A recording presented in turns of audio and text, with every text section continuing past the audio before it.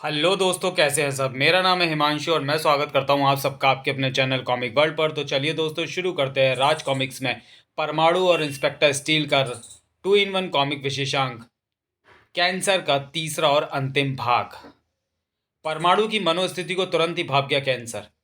पहले की तरह अब तेरा कोई शुभ चिंतक तुझे ट्रांसमिट नहीं कर सकता परमाणु, क्योंकि मैंने तेरे चारों तरफ मैग्नेटिक तरंगों की ऐसी फील्ड खड़ी कर दी जिसे भेद कर तुझे ट्रांसमिट करने वाली तरंगें तुझ तक नहीं पहुंच सकती। इसलिए बचने का ख्याल दिल से निकाल कर इस कैंसर के द्वारा मरने की तैयारी कर, जिसका हर डंक पोटेशियम साइनाइड नामक जहर से बुझा है। यमदूत बने उस जहरीले कैंसर का निशाना थी बेबस परमाणु की छाती, लेकिन उसे टकराने को मिली स्टील की छाती।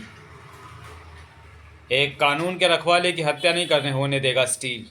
स्टील, आखिर मैंने तुझे खोज ही लिया, लेकिन तू मुझे यहाँ रोक नहीं पाएगा स्टील।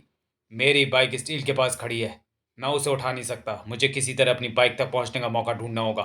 अप्रत्याशित ढंग से मैदान छोड़कर भागा कैंसर, लेकिन अब भला स्टील उसे कैसे छोड़ देता।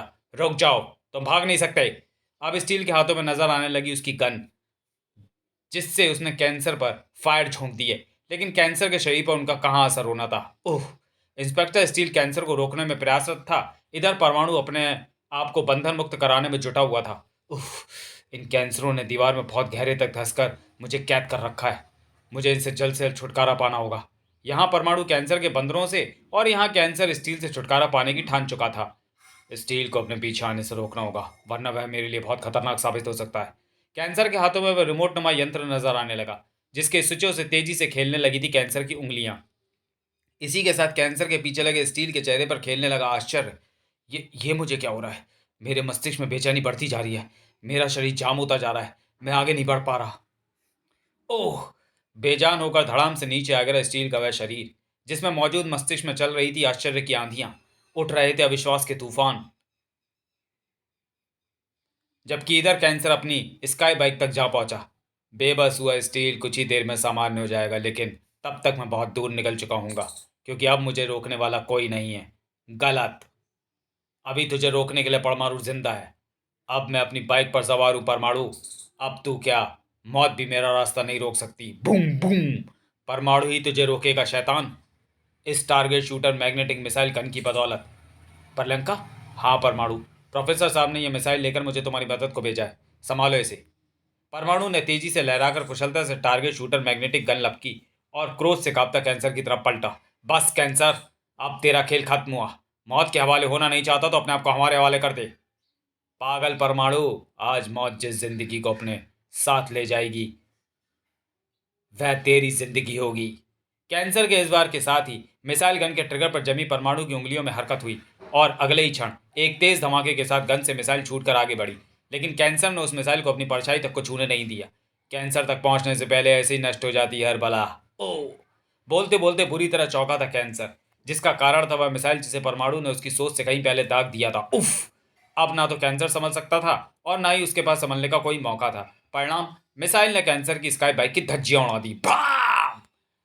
खुशकिस्मत था कैंसर जो उस धमाके से बच गया था, लेकिन मौत से बचना उसकी किस्मत में नहीं लिखा था, क्योंकि कई सौ फुट ऊपर से गिरकर निश्चित थी उसकी मौत। अरे रे परमाणु, पकड़ो उसे। तेरी बाइक की जगह इस मिसाइल का निशाना तू भी हो सकता था कैंसर। कैंसर की तरफ लपका परमाणु दूसरे ही पल आश्चर्यचकित रह गया। उन आंखों के सामने था, क्योंकि उन आंखों के सामने था वह अद्भुत दृश्य। ओह, अपने आप को बचाने का हर साधन है कैंसर के पास, लेकिन आज इसका कोई भी साधन इसे मुझसे नहीं बचा पाएगा। परमाणु तेजी से लहराया और सकुशल नीचे पहुंचे कैंसर के सामने जा खड़ा हुआ। जहन्नुम तक तेरा पीछा नहीं छोड़ूंगा मैं। मेरा जहन्नुम जाने का कोई इरादा नहीं है परमाणु। तू जाना चाहता है तो शौक से जा सकता है। परमाणु पर व्यवहार करने के बाद अपनी पूरी शक्ति के साथ भाग खड़ा हुआ कैंसर। इसी के साथ टूट गया परमाणु के सब्र का बांध। दाग दी उसने वह आखिरी मिसाइल, जो कैंसर के लिए वह यमदूत साबित होने जा रही थी, जिसने उसकी जिंदगी को अपने साथ ले जाना था। लेकिन अचानक कैंसर और उस यमदूत के बीच में आ गई वह स्टील की दीवार। भाग! नहीं! इंस्पेक्टर स्टील की हालत पर परमाणु के साथ कैंसर भी तड़प उठा, लेकिन मजबूर था वह, क्योंकि वह परमाणु की तरह स्टील को अपनी बाहों में नहीं भर सकता था। इसी मजबूरी के कारण भाग खड़े होने के लिए तैयार कैंसर के कदमों से जंजीर बनकर लिपट गई वह आवाज। रुक जा मेरे दोस्त, क्योंकि मैं चाहता हूं कि मेरा दिमाग मेरे उसी देश के दोस्त के हाथों में दम तोड़े, जिसकी वजह से वह दिमाग आज तक जिंदा था। आह, अपने दोस्त की यह अंतिम इच्छा पूरी कर दे। अनीस, अमर, मेरे दोस्त, कैंसर के रूप में एक देशभक्त प्रसिद्ध वैज्ञानिक और सुपर कॉप का निर्माता डॉक्टर अनीस रजा था वह, जो दौड़कर जा लिपटा था अपने दोस्त के शरीर से। अमर, अनीस, क्या से क्या बन गया तू? कैसे कैसे हुआ ये सब? सभी ने एक दिन मरना है, सारी दुनिया के साथ साथ इस बात को मैं भी जानता था, लेकिन ये नहीं जानता था कि मौत इतनी जल्दी मुझे अपनी बाहों में लेने को बेताब उठेगी और बनाएगी उस बीमारी का बहाना जिसका नाम है ल्यूकेमिया पॉजिटिव यानी कैंसर। आखिरी स्टेज पर पहुंचा कैंसर 2 महीने में मुझे मौत का निवाला बना देने वाला था, लेकिन मुझे इसका नहीं बल्कि इस बात का गम था कि मेरे बाद तुम्हारे स्टील के शरीर का क्या होगा। सलमा को डोली में बिठाकर विदा कौन करेगा? और एंजल नामक उस मासूम मंदबुद्धि फरिश्ते का क्या होगा जो मेरी मरहूम बीवी की आखिरी निशानी था? सलमा और तुमसे छिपकर मैं उसका इलाज दिल्ली के एक बड़े मनोचिकित्सालय में करवा रहा था। अपनी जिंदगी के आखिरी दिन में अपने उसी मासूम बेटे के साथ गुजारने का अरमान लेकर दिल्ली पहुंचा तो मैं यह जानकर सन्न रह गया कि एंजल का अपहरण हो चुका है। नहीं, उस शैतान डॉक्टर के सहयोग से दिल्ली में सक्रिय एक बड़े माफिया ने मेरे जिगर के टुकड़े का अपहरण कर लिया था और उसके बदले फिरौती में मांगे थे 200 करोड़। इतनी बड़ी रकम मैं कहाँ से लाऊंगा? मुझे नहीं पता, लेकिन तुम्हारी अपने बच्चे से मिलने की इच्छा तभी पूरी होगी जब तुम मेरे 200 करोड़ रुपए की इच्छा पूरी करोगे। रकम बहुत बड़ी थी और समय बहुत कम। इतने समय में सिर्फ एक ही तरीके से 200 करोड़ रुपए इकट्ठे किए जा सकते थे, कैंसर बनकर। फिर अपने मैकेनिकल और तकनीकी ज्ञान की बदौलत में कैंसर बन गया। हालांकि मैं जानता था 200 करोड़ लेने के बाद भी वो माफिया बॉस मेरे बच्चे को नहीं छोड़ेगा, लेकिन मेरे जैसे भावनाओं में घिरे एक मजबूर बाप के लिए उसकी बात मान लेने के सिवा कोई चारा न था। कैंसर के रूप में तुम हो, ये मैं उसी समय पहचान गया था जब तुमने मेरे शरीर में मौजूद विभिन्न कंप्यूटर के कोड को बदलकर मुझे निष्क्रिय किया था। सारी दुनिया में सिर्फ तुम मेरे कंप्यूटर के कोड जानते हो, लेकिन तुम अपनी असलियत मुझ पर जाहिर करना क्यों नहीं चाहते थे? एंजल के लिए, मेरे और एंजल में किसी को मेरे और एंजल के बारे में किसी को पता लगना उसके लिए खतरनाक हो सकता था। वे शैतान एंजल को खत्म कर डालते, लेकिन जो तब नहीं हुआ वह अब होगा। अब तुम और परमाणु सब कुछ जान चुके हो। अब वह हतारे मेरे पवित्र प्रेम की निशानी को जिंदा नहीं छोड़ेंगे। दुख से लबालब भरा था अनीस का स्वर, जिसके जवाब में गूंजी थी हड्डियों में सैरन पैदा कर देने वाली वो मशीनी आवाज। उसे कुछ नहीं होगा मेरे दोस्त, ये मेरा तुमसे वादा है। हाँ डॉक्टर, हाँ डॉक्टर अनीस, हम उस माफिया बॉस के अड्डे को तबाह करके तुम्हारे बच्चे को बचा कर लाएंगे। नहीं, तुम ऐसा नहीं कर सकते। वह शैतान बहुत दूर है, तुम वहां नहीं जाओगे। मैं तो अपना बेटा खो चुका हूं। मैं नहीं चाहता कि भारत माँ भी तुम जैसे लालों को खो दे। अपराधियों के सामने अगर कानून के रखवाले ऐसे अपनी हिम्मत तोड़ बैठेंगे तो सारे देश को तोड़ डालेंगे अपराधी। तुम शायद सही कहते हो दोस्त। अब मैं तुम्हें नहीं रोकूंगा, लेकिन उससे पहले तुम्हें इस लायक जरूर बनाऊंगा ताकि तुम उस शैतान पर कहर बरसा सको। स्टील को वहीं सही करने में जुटा अनीस कुछ ही देर में सफल हो गया। मैं तुम्हारे पेट में हुई टूट फूट को अपने कैंसर यंत्रों से ठीक कर दिया है। धन्यवाद। अब हम उस अपराधी के साम्राज्य को नेस्तो नाबूद करके ही दम लेंगे, जिसे नेस्तो नाबूद करने का अरमान लेकर निकल पड़े थे परमाणु और स्टील। उन्हें उस माफिया बॉस के अड्डे तक पहुंचने में ज़्यादा देर नहीं लगी। यही है अपराधियों का मुकद्दा। काफ़ी सख्त पहरा है। यहाँ हमें अंदर जाने के लिए काफ़ी संघर्ष करना होगा। संघर्ष के लिए पूरी तरह तैयार होकर आगे बढ़े स्टील और परमाणु दूसरे ही पल हैरान रह गए। अरे ये क्या, सभी अपनी अपनी जगह पर खड़े हैं, कोई भी हमें रोकने आगे नहीं बढ़ा। क्या मामला है ये? अंदर पहुंचते ही दोनों की समझ में सारा मामला आ गया। वेलकम फ्रेंड्स, मैं तुम दोनों का ही इंतज़ार कर रहा था। तुम दोनों यहाँ डॉक्टर अनीस का बच्चा लेने आए हो ना? मिल जाएगा, लेकिन उससे पहले मुझे वे 200 करोड़ पूरे मिल जाने चाहिए जिनकी मांग मैंने डॉक्टर अनीस से की थी। अभी तक वह केवल 200 करोड़ 2 करोड़ सॉरी अभी तक वह केवल 100 करोड़ रुपए ही जुटा पाया था।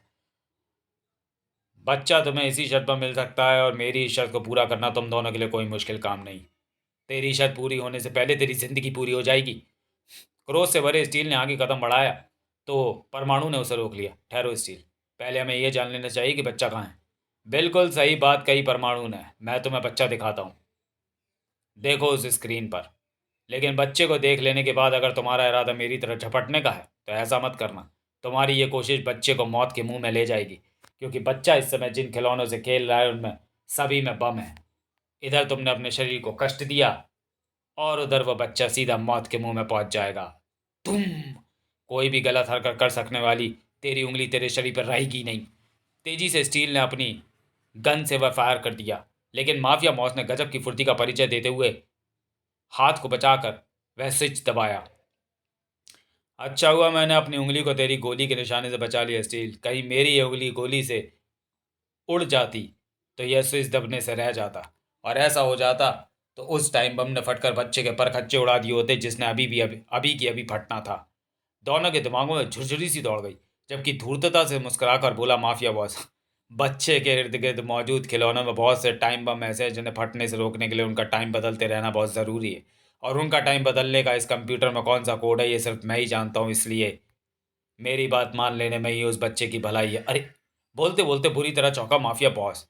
पलक तक भी ना झपका पाया कि परमाणु उस तक पहुंच गया। तुम सामने वाले की ताकत और विशेषता जाने बिना उसे अपनी सारी ताकत के बारे में बताने की जो बेवकूफ़ी तूने की है, तुझे उस पर पछताने का भी मौका नहीं मिलेगा। थाक। माफिया बॉस को परमाणु ने और स्टील ने कंप्यूटर को संभाला। किसी भी कंप्यूटर का कोड जानना मेरे लिए मुश्किल नहीं है। अब मैं एंजल के आसपास मौजूद टाइम बमों को ऑपरेट करूंगा, और मैं ढूंढूंगा उस अड्डे पर कहाँ है एंजल। तुम मुझसे जीत नहीं सकते। हार के बावजूद भी उस शैतान के अधरों पर धूर्ततापूर्ण मुस्कान खेल रही थी। परमाणु जल्दी ही एंजल तक पहुंचा। वह रहा, वह बच्चा जिसके लिए एक विश्व प्रसिद्ध वैज्ञानिक कैंसर बन गया। मैं बच्चे को ले आऊँ स्टील। अब तो मैं उस कंप्यूटर के स्विचों से खेलने की कोई ज़रूरत नहीं। स्टील की आंखें कंट्रोल पैनल से हटी और परमाणु के साथ खड़े एंजल पर जा पड़ी। इसी के साथ बुरी तरह झुका स्टील। ओह, दूसरे ही पल, बच्चे से दूर हटो। स्टील के धक्के से एक तरफ जा गिरा परमाणु। अचंभित स्टील को देखता रह गया, जिसने एक झटके से उस जैकेट को फाड़कर बच्चे के शरीर से अलग कर दिया, जिसके नीचे थे बम। मैंने कहा था ना कि ये बाजी हार कर भी मैं ही जीतूंगा। हा हा हा हा हा हा। मुजरिम और कानून के बीच की लड़ाई में जीत सिर्फ कानून के होती है शैतान, इसलिए आज भी कानून ही जीतेगा और मुजरिम हारेगा। आओ परमाणु। नहीं, नहीं। माफिया बॉस के हलक से गूंजती हुई दर्दनाक चीखें कुछ पलों बाद ही उस तेज धमाके में दब कर रह गई, जिसने माफिया बॉस के साथ उस अड्डे को भी खत्म कर डाला था। फिर बाद में मेरे बच्चे, इस बच्चे की सलामती के लिए तुमने अपने आप को अपराध के समुद्र में डुबो लिया डॉक्टर अनीस। मुझे तुमसे पूरी हमदर्दी है, लेकिन फिर भी कानून की नज़र में तुम मुजरिम हो। एक दर्द भरी मुस्कान खिल गई अनीस के होठों पर। कैंसर के रूप में मैंने जो अपराध किए उसकी मैं हर सज़ा भुगतने को तैयार हूँ परमाणु। लेकिन मुझे अफसोस इस बात का है कि कानून मुझे मेरे कर्मों की पूरी सज़ा नहीं दे सकता, क्योंकि इस दुनिया में सिर्फ चंद दिनों का और मेहमान हूँ। मेरे जिस्म में फैला कैंसर मुझे ज़्यादा दिनों तक नहीं जीने देगा। ऐसा नहीं है अनीस भैया, अभी आपको अपनी सारी ज़िंदगी जीनी है, क्योंकि आपको कैंसर है ही नहीं। सलमा, ये तू क्या कह रही है मेरी बहन? ये सच है भैया। अमर के आपकी तलाश में दिल्ली आ जाने के बाद आपकी पैथोलॉजी रिपोर्ट टेस्ट करने वाले डॉक्टर अरोड़ा का फ़ोन आया कि आपके ही नाम के एक आदमी की रिपोर्ट आपकी रिपोर्ट से बदल गई है, जिसको कैंसर था। वह अनीस कोई और है और आप एकदम ठीक हैं। सलमा की बात पर जहां स्टील और परमाणु सन्ने रह गए थे, वहीं खुशी की अधिकता से रो पड़ा अनीस। खुदा का लाख लाख शुक्र है जिसने मुझे जिंदा रहने और अपने गुनाहों का प्रायश्चित करने का मौका दिया। फिर परमाणु डॉक्टर अनीस को लेकर पुलिस हेडक्वार्टर की तरफ और स्टील व सलमा मासूम एंजल को लेकर एयरपोर्ट की तरफ बढ़ गए। समाप्त। तो चलिए दोस्तों, वीडियो को यहीं समाप्त करते हैं और मिलते हैं राज कॉमिक्स की किसी अगली कॉमिक्स में अगले वीडियो में। तब तक के लिए धन्यवाद।